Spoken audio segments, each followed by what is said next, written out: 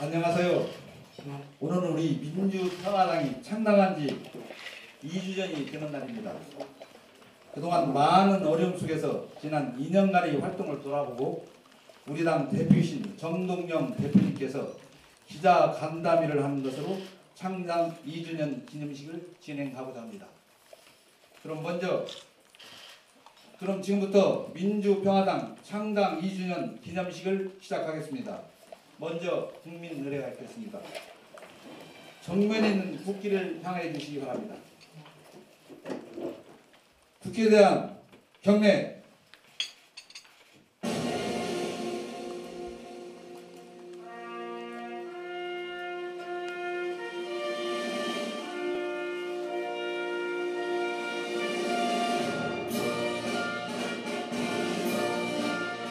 나는 자랑스러운 태극기 앞에 자유롭고 정의로운 대한민국의 무궁한 영광을 위하여 충성을 다할 것을 굳게 다짐합니다.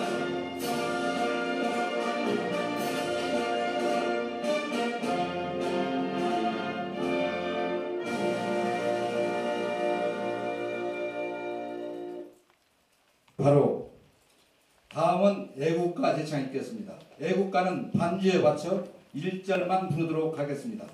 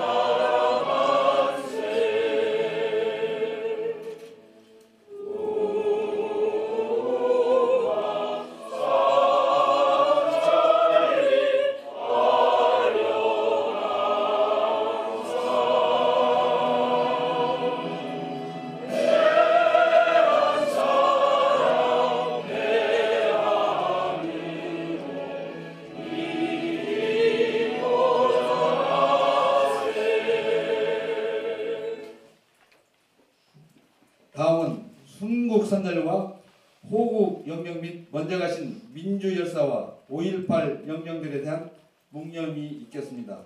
묵념 시작.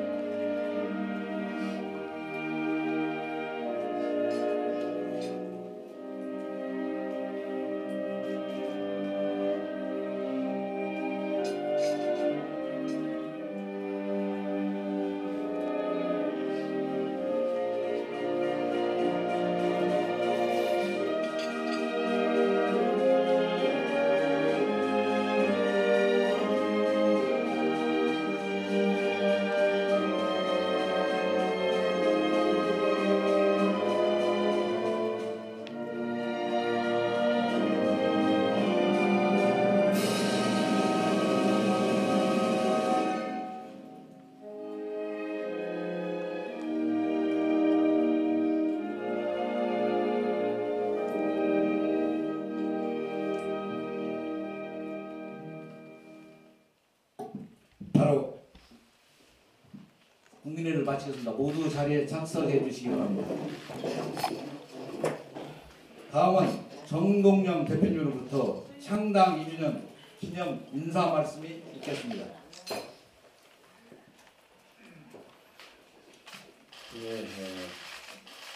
모두 말씀드리기 앞서서 저희 지도부가 국민 앞에 인사를 드리겠습니다. 그래서 원내대표 김정국 최고위원, 서진민 청년 최고위원, 박주현 최고위원, 김정배 최고위원, 황주홍 농림수산해양위원장님 함께 인사를 드리지요. 잠깐 이어서세요. 국민 여러분께 감사드립니다.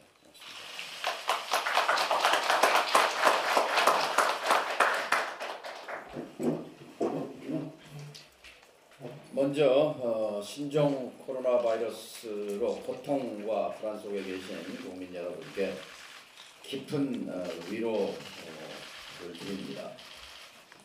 이 또한 지나가리라 하는 성경 말씀이 있습니다만 우리 국민의 수준으로 봐서 저는 지혜와 능력을 다해서 빠른 시일 내에 이 재난으로부터 탈출할 수 있으리라고 확신합니다. 오늘이 창당 2년입니다. 2년을 맞이해서 착잡한 심정으로 참여합니다. 민주평화당의 존재 이유는 충분히 증명되는가?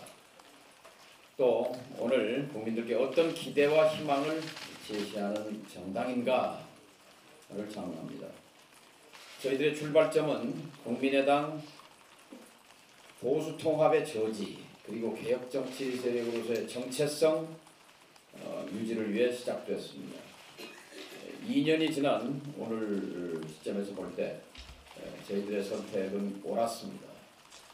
당을 지키고자 하는 저희들의 몸부림과 그리고 개혁 정체성을 유지해온 저희들의 길은 일관된 길이었습니다. 당시 국민의당의 변신을 꾀했던 한 세력은 보수 통합에 몸을 실으면서 길을 잃었습니다. 또 한 축은 신념과 가치가 아닌 명분이 없는 길로 갔습니다. 지난 2년 동안 민주평화당이 없었다면 어떻게 됐을까요? 우선 선거제 개혁이 불가능했을 것입니다. 평화당 제1의 존재 이유는 정치개혁이었습니다. 강령 1조에 최우선적으로 연동형 비례제를 도입해서 민심 그대로 선거제도를 완성한다고 명시되어 있습니다. 민주평화당이 선거제 개혁을 가장 먼저 주창하고 가장 치열하게 싸운 자부심은 정치사의 한 페이지에 기록될 것입니다. 공수처 설치, 검경 수사권 분리 등 개혁 과제를 해결하는 데 전력을 다했습니다. 민주평화당이 없었다면 4+1의 개혁연대 위력을 국민들이 실감하지 못했을 것입니다. 우리 정치사에서 지난 몇 년은 다당제 정치 준비 기간이었습니다. 승자 독식, 난장판 양당제를 극복하며 새로운 길을 여는 몸부림의 시기였습니다. 선거제 개혁으로 이제 제도로 뒷받침되는 다당제 시대가 문을 열었습니다. 싸움판 정치, 투쟁의 정치, 양당제 대신에 다당제, 합의제 민주주의가 국민에게 이익임을 입증하는 데 기여해오는 것을 자랑스럽게 생각합니다. 시련이 컸습니다. 명분 없는 분열로 국민과 특히 호남 민심에 큰 상처를 줬습니다. 분열의 책임에 대한 철저한 반성을 요구하며 스스로도 성찰하고 분발하겠습니다. 이제 다당제 시대에 걸맞는 정치판을 짜야 합니다. 다당제 시대를 이끌어갈 유력한 제3의 축을 만드는 일입니다. 통합도 필요하고 무엇보다도 새로운 정치세력 결합이 더욱 필요합니다. 묻지마 통합, 의원 숫자 늘리는 통합은 감동을 줄 수 없습니다. 새로운 정치 세력이 참여해야 합니다. 인재 영입에 그치는 것이 아니라 세력 통합이어야 합니다. 통합은 그동안 정치 과정에서 철저히 소외되며 자신을 대변해 오지 못한 사회 경제적 약자들의 정치적 열망을 담는 그릇이 되어야 합니다. 우선적으로 청년 세대, 소상공인이 결합해야 합니다. 그러기 위해 정치적 상상력을 발휘해야 합니다. 지난 선거제 개혁 과정에서 발휘된 4+1의 위력을 소중한 경험이자 자산으로 활용하는 통큰 통합 방안도 훌륭한 대안이 될 수 있습니다. 청년당 세력, 소상공인 세력, 진보적 어젠다에 충실한 소수정당 등 개혁과 진보의 결합 등 담대한 구상도 추진할 가치가 있습니다. 위성정당의 출현은 우리 정치사의 희극이자 비극입니다. 개혁과 진보의 정치적 연대는 선거제 개혁에 대한 기상참여한 도전에 맞서는 큰 힘이 될 것입니다. 선거제도 개혁에서 권력구조 개헌으로 가야 합니다. 통합을 통해서 무엇을 할 것인가 분명히 해야 합니다. 분권형 개헌, 대통령의 권력을 나누는 개헌, 연동형 선거제의 완성이라는 정치개혁의 깃발을 내걸고 이를 합의하고 추진하는 주체 세력이 되어야 합니다. 무엇보다도 개혁 세력의 정체성을 분명히 해야 합니다. 국민의 삶을 개선하는 개혁의 길에서 한 채 이탈도 있어서는 안 됩니다. 오만하고 독단적인 정치를 극복하기 위한 개혁 경쟁 세력, 대안 세력이 되어야 합니다. 이제 불평등 해소와 약자들의 삶을 개선하라는 존재 이유에 충실할 것입니다. 민주평화당이 내건 가치, 평등, 평화, 민주, 개혁, 민생 가치는 앞으로 더 중요해집니다. 지난 반세기 동안 한국 정당사에 평등이라는 가치를 명시적으로 강령해 놓은 정당은 민주평화당이 처음입니다. 민주평화당의 정신과 유산은 흔들림 없이 지속될 것입니다. 자산과 소득 불평등 해소로 국민의 삶을 개선하는 노력은 치열하게 전개될 것입니다. 이를 위해서 전면적이고 구조적인 부동산 대개혁이 필요합니다. 2020년 현재 우리는 부동산과 주거 불평등에 직면하고 있습니다. 촛불혁명으로 탄생한 문재인 정부지만 부동산 정책은 실패했습니다. 문재인 정부 출범 이후 서울은 3억, 강남은 5억 이상 폭등했으며 2천조 원의 불로소득이 발생했습니다. 다수의 청년들은 내 집 마련을 포기하고 결혼조차 못하고 있습니다. 아무리 주택을 공급해도 자가 보유율은 20년 전에도 60%, 10년 전에도 60%, 지금도 60%를 밑돕니다. 공공택지가 무주택 서민들의 내 집 마련에 사용되는 것이 아니라 다주택자의 주택 사재기에 기여하고 있을 뿐입니다. 민주평화당은 총선 1호 공약으로 1억짜리 아파트 100만 호 공급을 약속했습니다. 국민들이 이에 반응하고 있습니다. 토지는 공공택지에 임대료를 내고 건물만 분양하는 방식으로 공급하면 20평 아파트를 1억 2천이면 마련할 수 있습니다.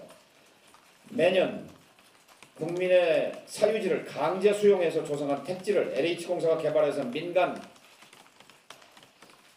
건설사에게 매각하는 팔아넘기는 물량만 140만 평입니다.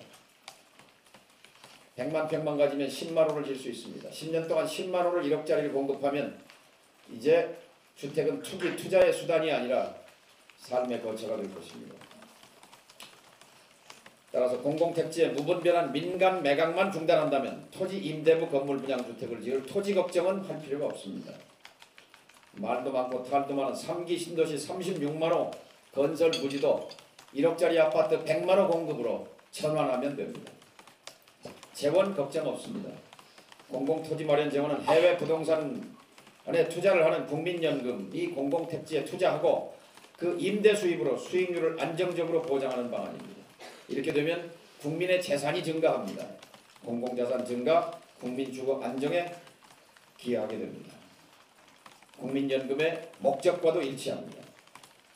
또한 더불어서 50조에 이르는 도시재생 뉴딜 사업, 투기를 부채질하는 자금으로 쓰여지고 있는데 이것을 중단하고 이를 1억짜리 아파트 100만호 건설에 투입하면 될 일입니다. 민주평화당은 지난 2년간 부족하지만 정치개혁의 존재 이유를 증명해왔습니다. 이제 민주평화당은 창당 2년을 계기로 다당제 시대를 이끌어가는 중심으로 발돋움할 것입니다. 통합 그리고 새로운 정치 세력의 결집을 통해서 더 단단한 다당제 큰 축을 이루어갈 것입니다. 국민 여러분의 관심과 애정 어린 관심과 진책을 기대합니다. 감사합니다. 대표님께 큰 박수 부탁드립니다. 다음은 고배숙 원내대표님이 인사 말씀이 있겠습니다.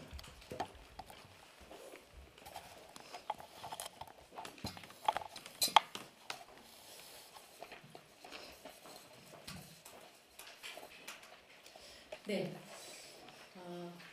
창당된 지 벌써 2주년입니다.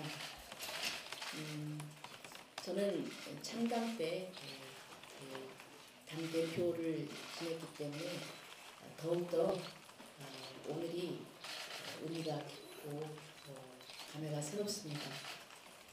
그동안 민주평화당은 이 보수 세력과의 야합을 막고 중도 개혁 세력의 그 뿌리를 지키기 위해서 또 희망 정신을 지키기 위해서 출범을 했습니다.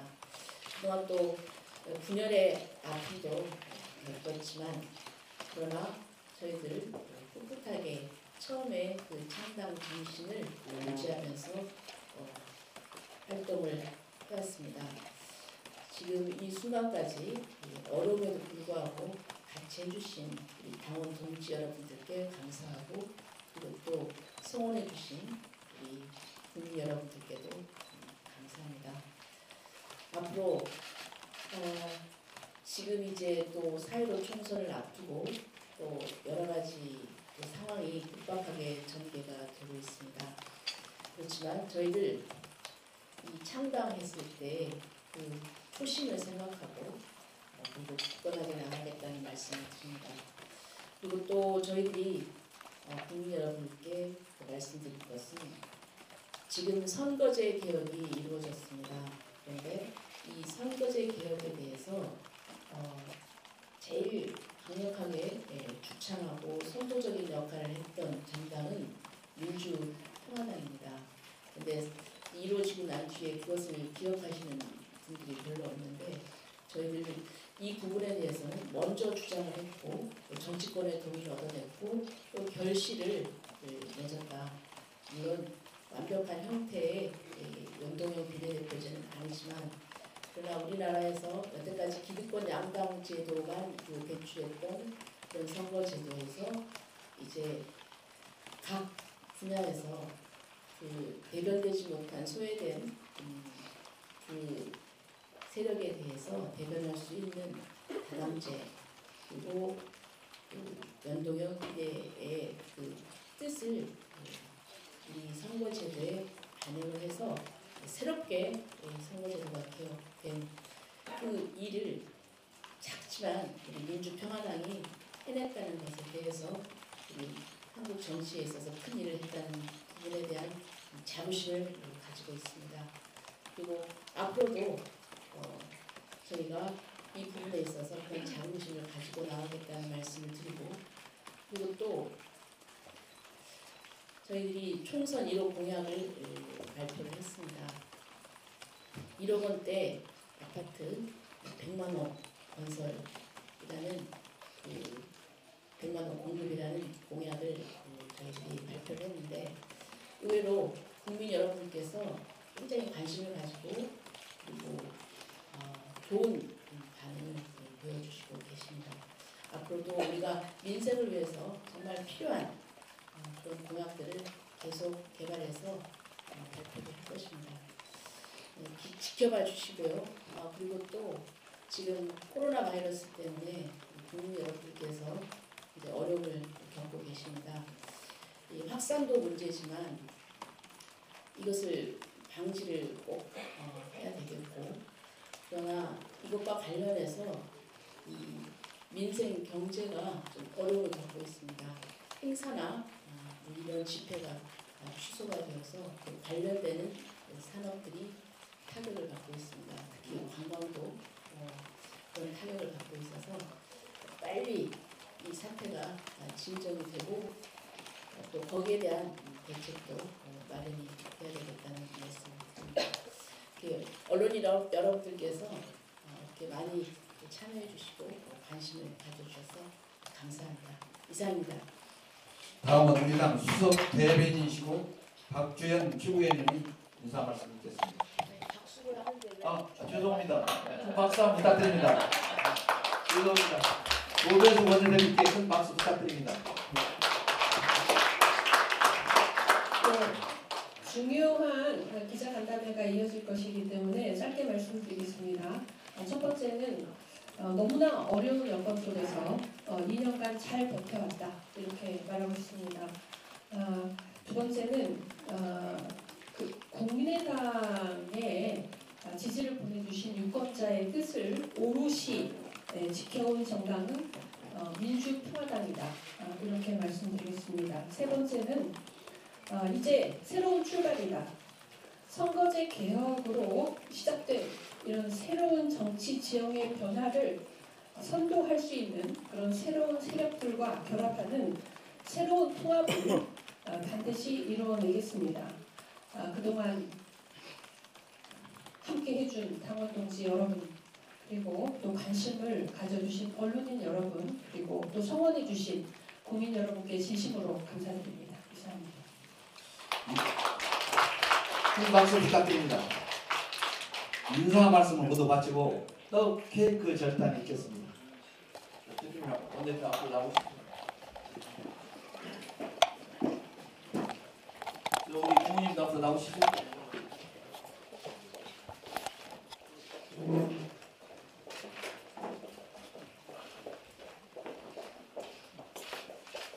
저 앞으로 나오시죠. 우리 협의회장님.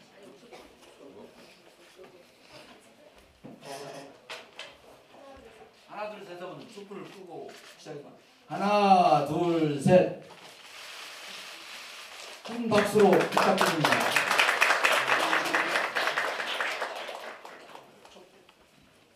다음은 떡 케이크 절단 시기 있겠습니다. 큰 박수 부탁드립니다. 하나 둘 셋 하면 시작해봐. 하나 둘 셋.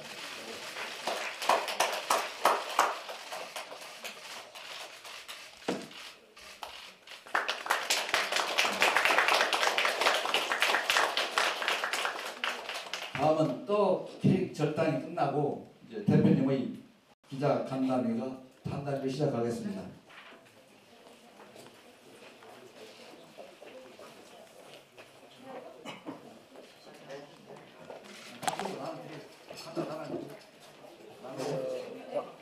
교우가 진행을 하시면 좋겠습니다. 대변인. 자, 간담회 진행은 저희 수석 대변인이신 박주연 수석 대변인께서 진행하겠습니다.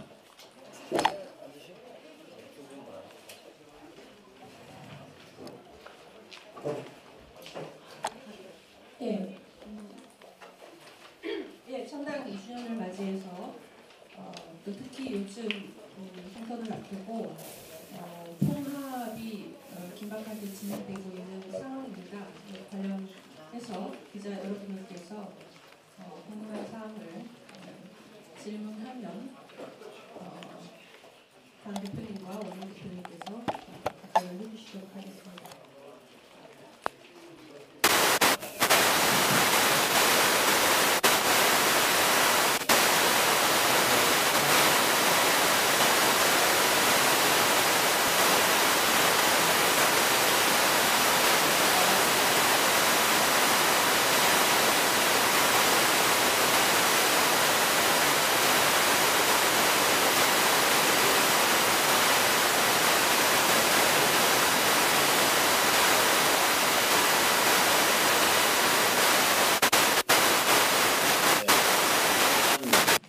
현미경과 망원경이 둘 다 필요합니다. 그러니까 발 밑에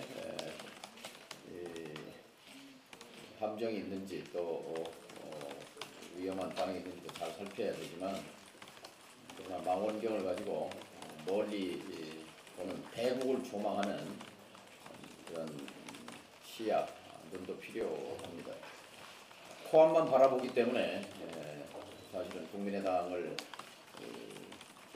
잘못된 분열의 길로 이끈 걸 생각하면 그분들 손에는 현미경만 있었던 것 같아요. 망원경이 없이. 우리가 지금 통합을 얘기하는, 통합의 길로 가는 마당에는 대국을 바라보는 그런 눈이 더 필요하다고 생각합니다. 뭐 앙금이 없을 수 없겠지만 그것은 소소한 일인 것이고 크게 보고 큰 틀에서 봐야 한다고 생각합니다.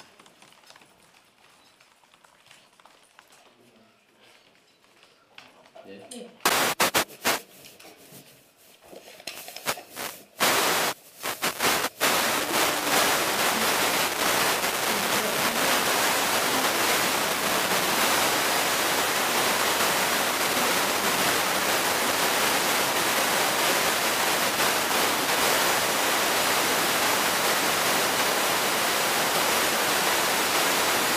네.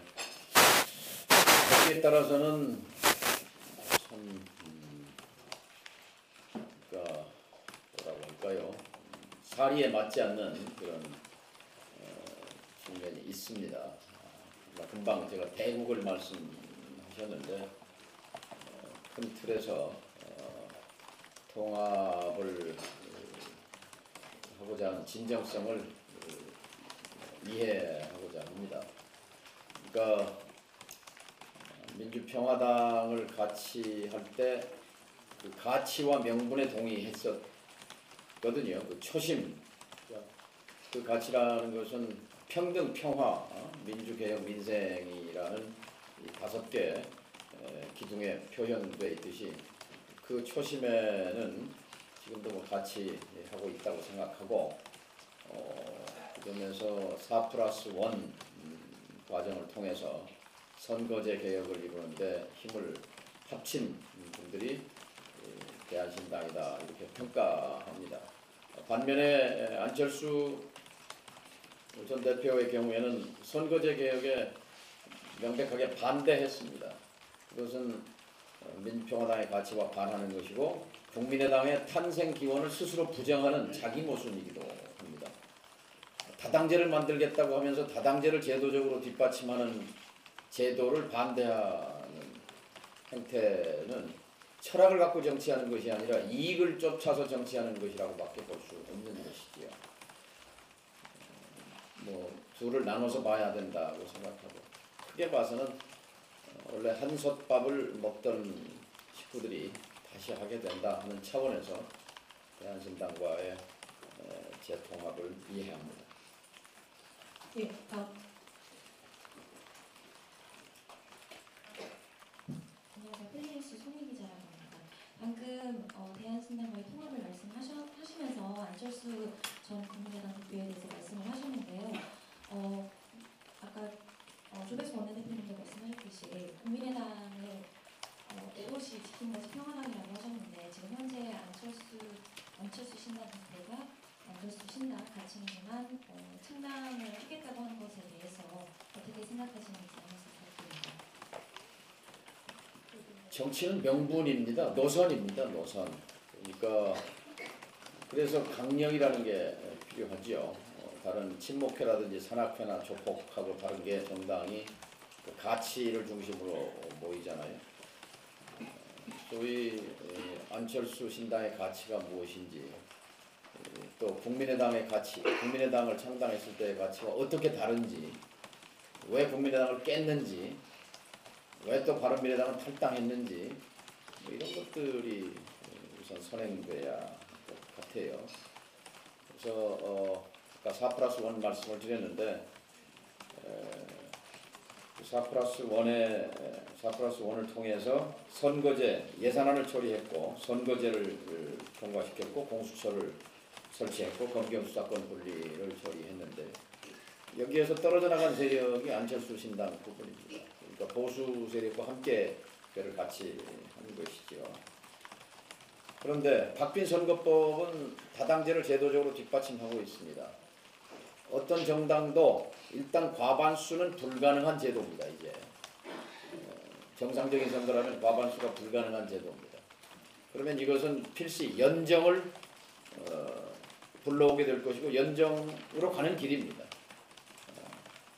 그러면 제가 아까 배경문에서 말씀드렸는데 이른바 4+알파가 저는 대안이 될 수 있다고 봅니다. 그런데 이제 그 스펙트럼이 넓지요. 정의당도 있고 이게 대한신당도 있고 바른미래당도 있고 민주평화당도 있고 그러나 시대를 바라본다면 이 지금 여당이 오만의 길로 가고 있고 보수 야당이 퇴행, 낡은 정당의 늪에서 허우적거리고 있는 것은 불행한 일입니다. 국민들에게 제3의 대안이 필요합니다. 제3의 대안이라는 건 집권 능력을 갖추는 제3세력을 말하는 것이죠. 그런 점에서는 제가 정치적 상상력을 발휘해야 한다고 말씀드렸는데 크게 본다면 대국적인 차원에서 본다면 4+알파도 선택지 중에 하나가 될 수 있다라고 생각합니다.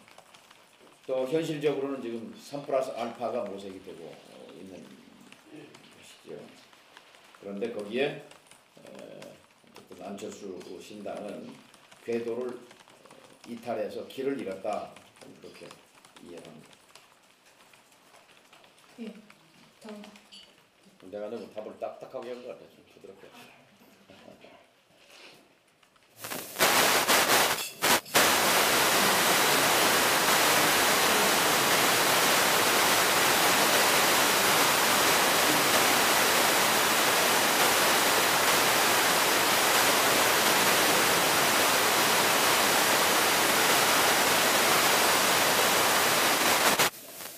저한테 하는 질문인가요?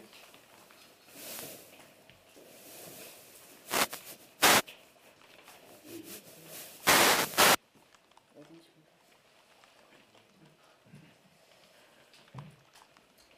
네.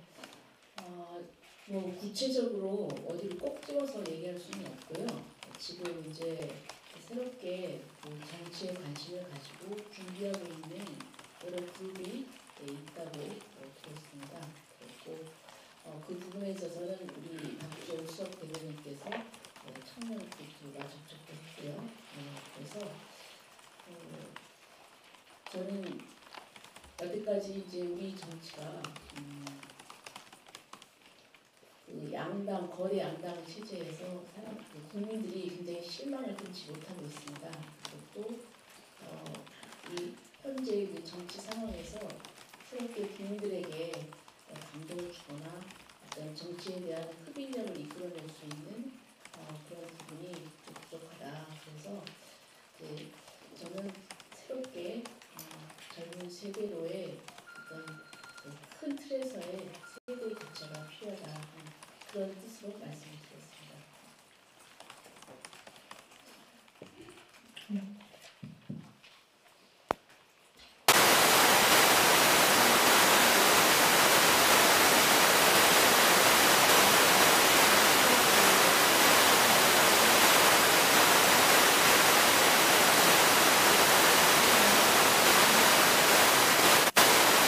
근데 지금 제3세력은 사람이 부족합니다. 그러니까 적어도 지역구에 출마할 사람만 253명이 필요한데 각 당이 한 자릿수잖아요. 한 자릿수. 그런 인재 부족, 인력 부족, 또 출마자 부족 사태이기 때문에 저는 이 부분은 선거제 개혁의 정신이 뭐냐, 젊은 세대를 액세서리로만 충원할 뿐 제도적으로 봉쇄하고 있는 현재 장벽을 타개하고 길을 여는 것이 선거제 개혁의 취지입니다. 선거제 개혁이 비례성과 대표성이잖아요. 득표율에 따른 비례성을 확보하자는 것과 대표성, 대표되지 않은 세력, 대표적인 게 청년이죠. 그 청년들에게 길을 열자는 것이기 때문에 그것이 결국 그 21대 국회를 좀 더 젊은 국회로 가기 위해서는 사실은 제1당과 2당이 반성해야 합니다. 좀 더 과감한 선거제 개혁을 통해서 청년 세력이 독자적으로 정당을 만들어서 지지를 받고 그만큼 국회에 대표자를 보낼 수 있는 그 제도를 열었어야 하는데, 뭐 300명에서 원래 253대 47을 그대로 유지하는 선에서 그것도 뭐 무슨 캡을 씌워서 30명으로 비례대표를 안정하는 그런 속에서 전면적인 세대교체, 젊은 세대의 국회 진출의 문을 확 좁혀놓은 거지요. 그래서 독자적인 청년 정당이 길을 열기가 굉장히 어려운 그런 미완성의 선거 제도입니다. 따라서 제가 4+알파 또는 3+알파를 얘기하는 것은, 그러면 기성정당, 기성정치인들이지만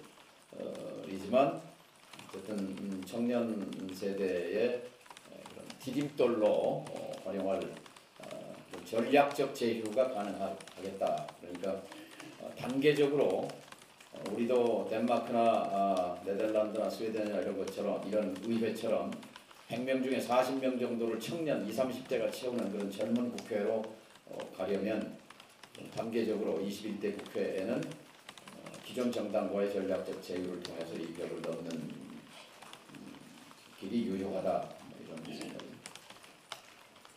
네. 다음 질문 부탁드립니다. 네. MBC 구대영입니다. 질문 두 가지가 있는데요. 하나는 대한시장에서 오늘 아침에 이제 제3지대 통합을 위해서 앞으로 전쟁의 기간 나갔고 특히 오늘이라도 또 내일이라도 현장 통합성 이루어지길 바란다고 말씀하셨는데 청와당에서 생각하시는 가장 적절한 통합 시점이 언제이신지 궁금하고요. 두 번째는 야권 통합의 성 원칙을 대통령께서 제시를 하셨는데 그중에 세 번째가 물권형 개헌을 말씀하셨습니다. 이거는 개헌을 전제로 말씀하시는 걸 생각이 드는데 그 개헌에 대해서는 어떤 생각 갖고 계신지 부탁드립니다. 시간이 많지 않습니다. 이제 뭐 불과 2달 앞으로 선거 다가와 있기 때문에 국민들께 왜 통합했고 또 무엇을 하려 하고 통합당에는 어떤 사람들이 있고 어떤 가치와 명분인가를 알리려면 시간이 촉박하지요. 그 점에서는 신속한 행보가 필요하다고 저도 생각합니다. 그리고 작년, 재작년에 우리가 민주평화, 이제 오늘 2년인데요. 민주평화당이 강령 1조의 못을 받고 그리고 선거제를 줄기차게 주장해 올 때 누구도 많은 사람들이 이게 되겠냐 그랬습니다. 되겠냐. 근데 어쨌든 왔잖아요. 분권형 대통령제 지금 민주평화당이 주창해서 그게 뭐 반향이 있겠느냐 하지만 이것은 시대 정신입니다. 시대 정신. 촛불로 정부가 등장하면 세상이 바뀔 것이라고 많은 사람들이 기대했잖아요. 세상은 바뀌지 않았습니다. 자, 그래서 뭔가 사람이 바뀐다고 해서 국회의원이 바뀌거나 대통령이 사람이 바뀐다고 해서 바뀌는 게 아니라 선거 제도를 바꿔야 하고 현재 제왕적 대통령제를 바꿔야 한다는 결론이 성립하는 겁니다. 그래서 선거제 개혁을 주창하고 해냈듯이 분권형 대통령제를 우리가 선창하는 것이고 그래서 통합의 가치와 명분 국민들께 호소해서 21대 국회에서 첫 번째 의제로 제왕적 대통령제의 권력을 나누는 분권형 대통령제로의 개헌을 호소하고 그래서 총선에서 국민들께서 힘을 몰아주시면 그 힘을 가지고 개헌을 힘있게 추진하겠다는 것입니다. 그리고 이미 문재인 대통령이 개헌의 방향은 좀 다르지만 어쨌든 개헌안을 냈던 대통령이고 또 뭐 여당 여당 다 개헌을 주장했던 세력이기 때문에 총선에서 충분히 공감대가 이루어질 수 있고 국민적 공감대가 이루어질 수 있다고 생각합니다. 예. 다음. 아까 우선 진짜. 예. 네, 저쪽 테이블. 브레이크 뉴스의 김충일 기자입니다. 대표님이 오늘 말씀하신 그 총론 부분에서는 전전적으로 공감을 하는데 정치는 또 현실이고 호남 전국정당을 표방하지만 민주평화당의 전통적 지지 세력은 호남에 기반을 두고 있는데요. 호남의 유권자들이 국민의당을 입당으로 만들어주는데도 불구하고 지금 정통 세력으로 민주평화당이 지금 현재 사회적 총선을 앞두고 있습니다. 정치는 현실인데 구체적으로 이성정당들도 지금 태동하고 있고 그런데 4+1 내지는 4+알파도 말씀하셨는데 구체적으로 기호 이 부분도 굉장히 중요한 부분일 겁니다.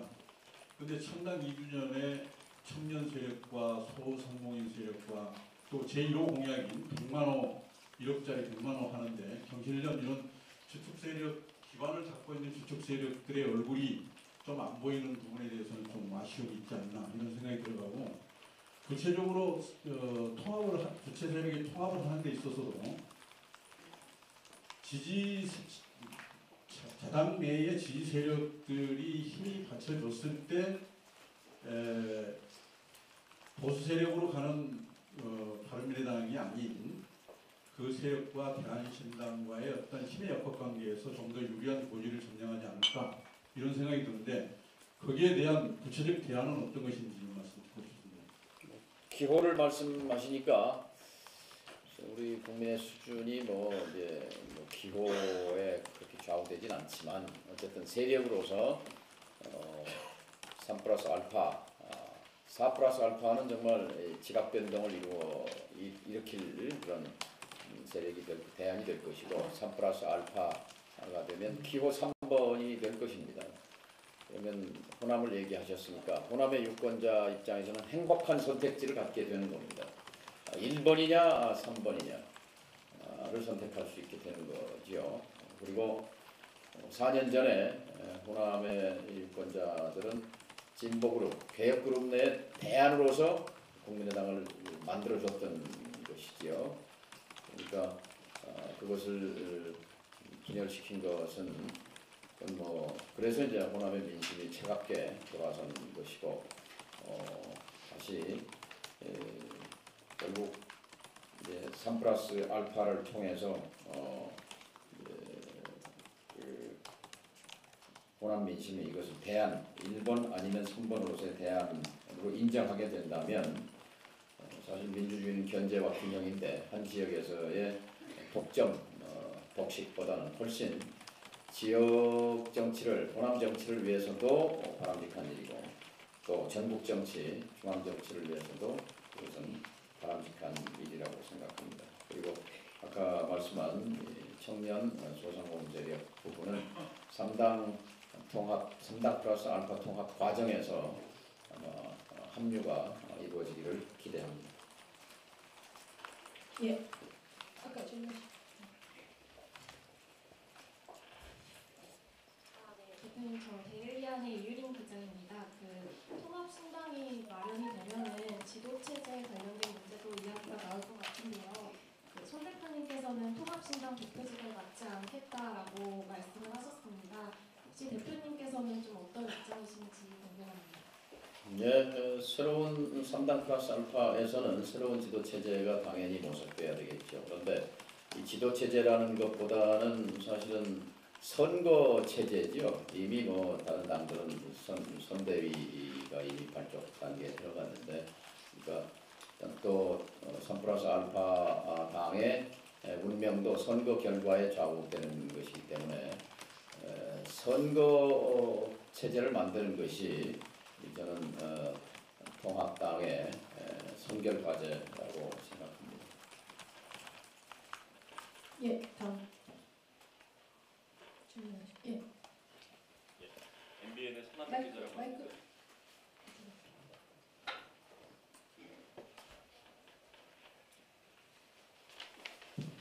예, MBN의 손한빛 기자라고 합니다. 날짜를 정확하게 예상하기는 어려우시겠지만 대략 언제쯤 대한신당이나 바른미래당과의 통합이 이루어질 것으로 예상을 하시는지 또는 언제까지는 이루어야 된다라고 보시는지 예상을 해주시면 좋겠고요. 두 번째는 지금 호남에서 몇몇 지역구는 대한신당이나 민주평화당 의원님들이 좋은 반응을 얻고 있는 것으로 알고 있습니다. 현실적으로 몇 석까지 가능하다라고 보시는지 목표 의석수가 있으시면 그것도 좀 말씀 부탁드리겠습니다. 현재 여론 지형은 굉장히 어렵습니다. 사실 이제 솔직히 말씀드리면 호남의 지금 문재인 대통령에 대한 지지는 다른 지역의 거의 2배에 가깝습니다. 그리고 정당 지지도 아마 역사상 최고 수준을 기록하고 있는 것이 현실인 것은 맞습니다. 그것은 지금 여당이 잘해서가 아니라 대안이 보이지 않기 때문에 그렇습니다. 그러니까 우리가 하려고 하는 것은 대안을 출현시키고자 하는 거죠. 대안을 만들고자 하는 거죠.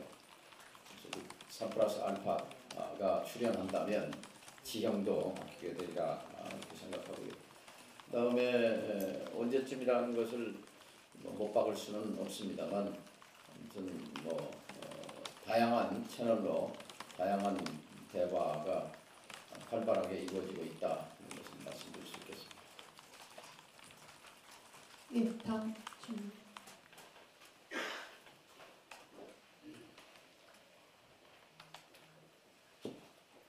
예, 더 이상 질문 김은성.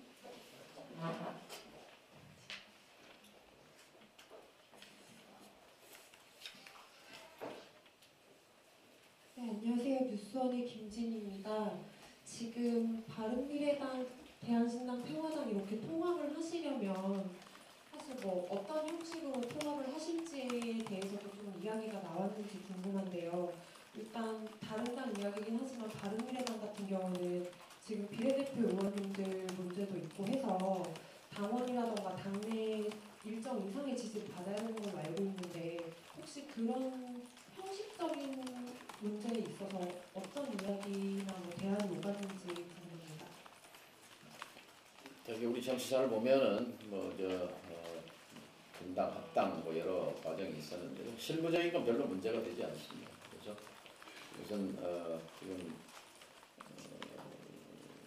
현재 정치 상황과 정치 지형이 지금 잘못된 분열로 세 당으로 나뉘어져 있던 것에 사실은 이유가 소멸된 거죠. 나뉘어져 있을 이유가 없다라는 것이기 때문에 그것이 이제 큰 대의이고 형식적인 것, 절차적인 것은 큰 문제는 없습니다고 생각합니다. 저쪽 먼저. 저 먼저. 네, 말씀하세요. 3당 플러스 알파라고 하셨는데 그 전에 청년이랑 진보에 대해서 말씀을 하셨는데 그러면 구체적으로 이 알파당에 해당되는 당들은 어디까지 생각하시는지? 당은 지금 선관위에 50개 당이 등록되어 있는데요. 50개가 그 중에는 페이퍼 정당이 많죠. 그래서 정당이라는 이름을 갖지 않았더라도 대표성과 상징성을 가진 세력과 그룹이라면 그것은 마땅히 실체로서 인정받아야 된다고 생각합니다. 무슨 당이 아니라 청년 세대를 상징할 수 있고 대표할 수 있는 세력, 그룹, 소상공인 세력을 대변하고 대표할 수 있는 그룹과 인물이면 그만한 지위를 부여받을 수 있다고 생각합니다. 예. 민주평화당과 그 대한신당 같은 경우에는 그 호남의 그 지지 기반을 호남을 지지하고 있지만은 특히 바른미래당 같은 경우는 지금까지 보수 야당을 분리되면서 선거제 개혁과 공수처 그 두 가지 빼놓고는 되게 지금 민주평화랑 대한신당과 좀 다른 입장, 좀 보수적이랑 분리되었거든요. 이런 상황인데 그 바른미래당까지 이렇게 같이 합당한 게 앞으로 호남의 그 지지를 회복하는데 좀 걸림돌이 되지 않을까 하는 생각이 드는데 여기에 대해서 어떻게 생각하십니까? 그러니까 반문 연대와는 분명히 우리는 선을 그었죠. 그러니까 문재인 대통령 정부, 문재인 정부를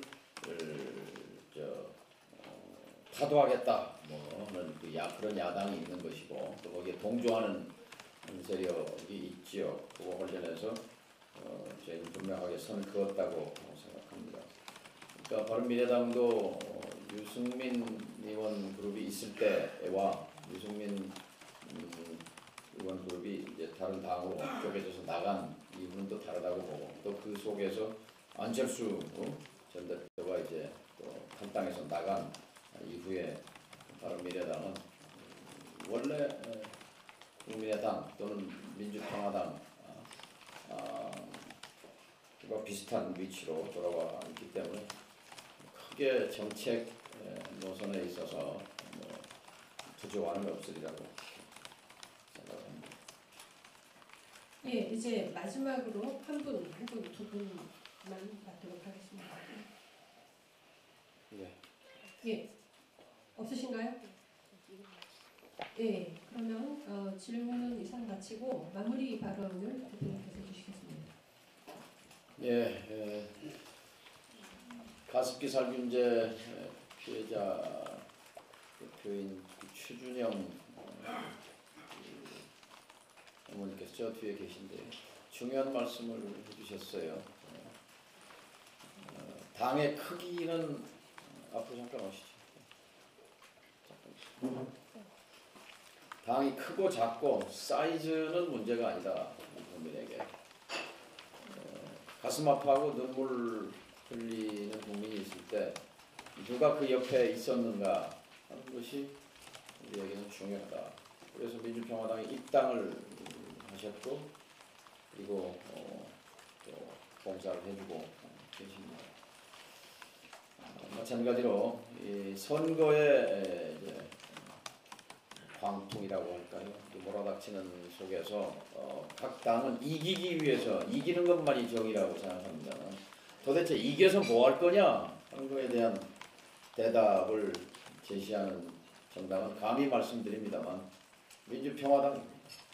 이기면 1억짜리 아파트 100만 호로 대한민국의 부동산 대개혁을 하겠다는 것이고 이기면 대통령 권력을 나누는 개헌을 해서 연정에 참여해서 그 개헌을 이끌어내겠다는 것이고 그리고 목소리 없는 다수 눈물 흘리는 약자들 곁에 달려가서 정치의 존재 이유를 증명하겠다는 것이고 저는 민주평화당은 작지만 기득권이 아니라 가치라고 생각합니다. 민주평화당에 무슨 기득권이 있습니까?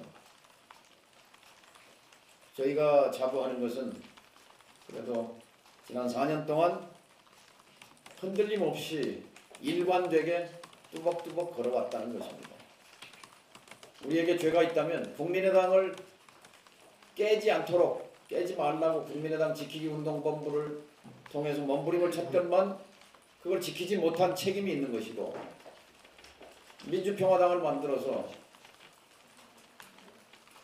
선거제 개혁 또 민생개혁을 위해서 걸어오는 과정에서 당을 분열시키지 말라고 그토록 설득하고 외쳤지만 결국 분열되고 만 데 대한 책임이 있는 것이고 민주평화당은 기득권이 아닙니다. 민주평화당은 감히 말씀드리건대 가치입니다. 가치와 명분입니다. 앞으로 통합과정도 그러할 것이고 그리고 21대 총선 이후에도 그러할 것입니다. 그래서 늘 가습기 살균제 피해로 지금 몸도 약하고 지금 중학생이 된 우리 준석군의 미래를 생각하면서 그런 자라나는 꿈나무들에게 정치가 어떤 의미여야 하는가를 생각하면서 하겠습니다. 그것이 창당 2주년에 다시 한번 저희가 옷깃을 여미게 되는 이유라고 생각합니다. 오늘 많이 참석해 주셔서 정말 감사합니다. 고맙습니다. 기자 간담회는 이상으로 마치고요. 이 자리에서 식사가 진행될 때